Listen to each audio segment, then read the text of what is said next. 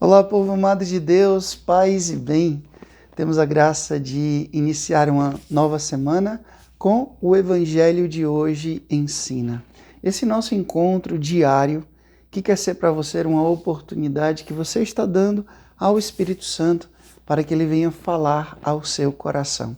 Convido você a ficar comigo todos os dias, reserva alguns minutinhos aí, seja de manhã, de tarde, de noite, de madrugada, mas não deixa de acompanhar o Evangelho de hoje ensina. Anota aí no seu caderno espiritual, compartilha com alguém, reflete sobre o que é dito aqui, porque eu tenho certeza que vai fazer muito bem para a sua vida de fé. Eu me comprometo de rezar por você, peço também que você reze por mim. E agora, vamos ao Evangelho. Abra sua Bíblia em Marcos capítulo 2, do versículo 18 até o versículo 22. Marcos capítulo 2, do versículo 18 até o versículo 22, que diz assim: Naquele tempo, os discípulos de João Batista e os fariseus estavam jejuando. Então, vieram dizer a Jesus: Por que os discípulos de João e os discípulos dos fariseus jejuam, e os teus discípulos não jejuam? Jesus respondeu: Os convidados de um casamento poderiam por acaso fazer jejum enquanto o noivo está com eles? Enquanto o noivo está com eles, os convidados não podem jejuar. Mas vai chegar o tempo em que o noivo será tirado do meio deles. Aí, então, eles vão jejuar.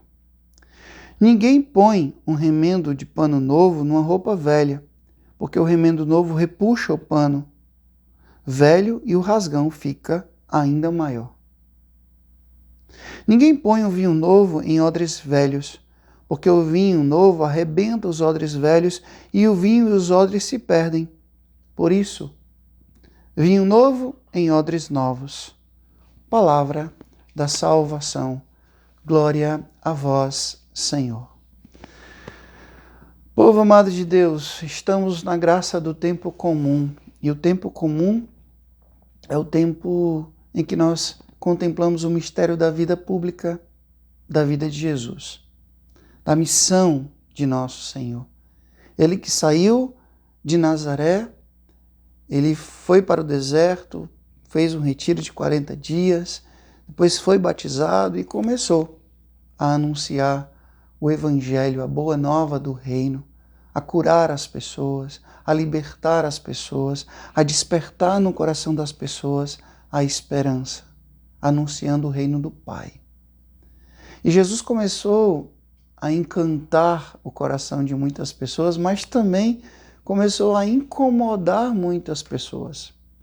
E por incrível que pareça, as pessoas mais incomodadas com a missão de Jesus foram aqueles do templo, os homens da religião, que muitas vezes sentiam, na verdade, inveja de Jesus, porque Jesus pregava com autoridade. E a sua autoridade estava fundamentada em quê, Frei?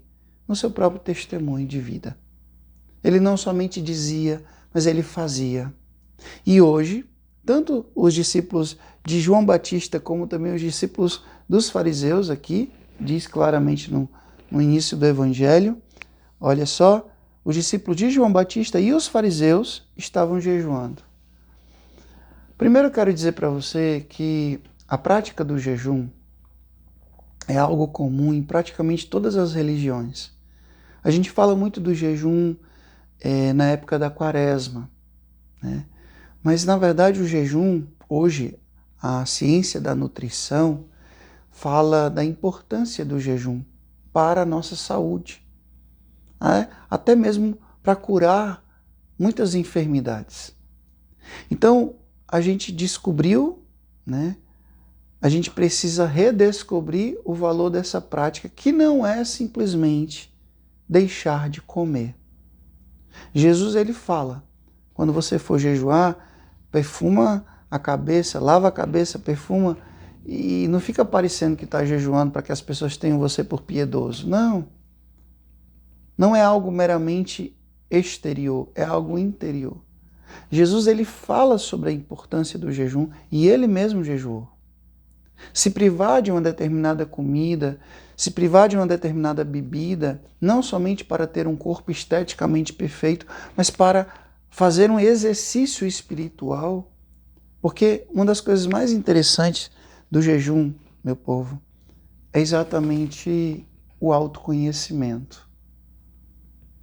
E por isso que a gente não faz o jejum só do alimento, também, principalmente. Mas a gente precisa fazer o jejum também da língua, jejum muitas vezes das redes sociais, jejum dos mal olhados, né? Aquele olhar malicioso, aquele olhar condenatório. Então, existem muitas formas do jejum, mas hoje o jejum do alimento em si. Quem manda em quem? É o bolo que manda em mim ou eu mando no bolo? É a macarronada que manda em mim ou eu mando na macarronada? É a feijoada, é o doce que manda em mim ou eu mando no doce? Porque a questão aqui passa pelo autoconhecimento. Às vezes, meu povo, eu vivo uma luta constante, né? Porque eu tenho muita facilidade de engordar e por isso que eu faço atividade física, sou acompanhado com médicos e tento, né? Me esforço muito, mas é bem difícil mesmo. E é interessante que a gente aprende que muitas vezes a gente não está com fome. Não está com fome. A gente está apenas com vontade de comer. E aí a gente liga isso muitas vezes à própria ansiedade. Você está muito ansioso, você come mais. Né? Você está muito ansioso, você quer de alguma forma compensar aquilo. Então, é uma questão de fato de autoconhecimento. E quando você faz o jejum, é impressionante como você vai percebendo a vida, percebendo outras coisas, percebendo que não é só comer e beber. Né? Não é só comer e beber a vida. É importante, mas não é só isso. Então hoje Jesus está dizendo, vai chegar um tempo, o noivo vai ser tirado e eles jejuarão, os amigos do noivo. Então esse tempo chegou. Inclusive, uma das práticas que Nossa Senhora recomenda lá em Medjugorje é exatamente a prática do jejum.